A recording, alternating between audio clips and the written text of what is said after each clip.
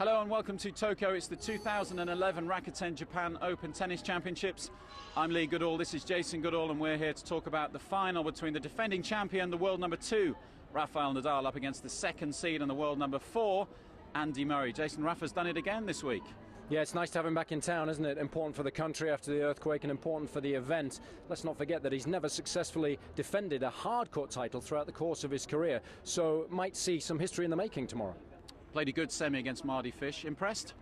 Certainly, because Fischer's played some good tennis throughout the hard-court summer, and he's played some really good tennis this week as well. So Nadal knew he had to be aggressive, and he certainly was, a lot more aggressive than in previous matches. But I was a little disappointed with Fish.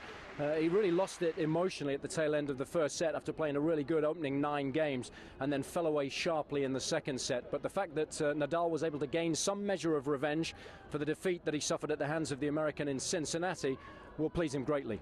And Andy Murray, tough first round against Marcos Baghdatis, but he's got better and better and better, hasn't he? Yeah, let's not forget he's coming off the back of a win in Bangkok last week. It was a breakdown in the deciding set of that match against Baghdatis, so did well to win that. And then he really did kick on, and he played some phenomenal tennis today against Ferrer in the semi-finals. One element of his game that he wouldn't have been particularly pleased with was the first serve percentage. But if he can get that high, then 50-55% against Nadal in the final, and play as well as he did today, and as aggressively as he did against Ferrer, he's got every chance, I think. Perhaps the worrying element for Murray is the head-to-head, particularly this year.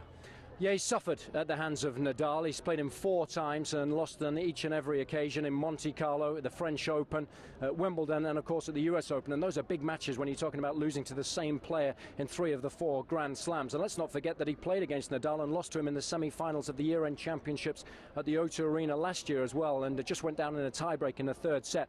But I think the conditions here will certainly suit Murray as opposed to Nadal. The hard court we've got here is relatively slick, and if Murray can play as well as he did today against Ferrer and serve a little better, I give him every chance. Should be a fantastic final. You can watch live coverage from 2 p.m. local time on tennistv.com. Don't be late.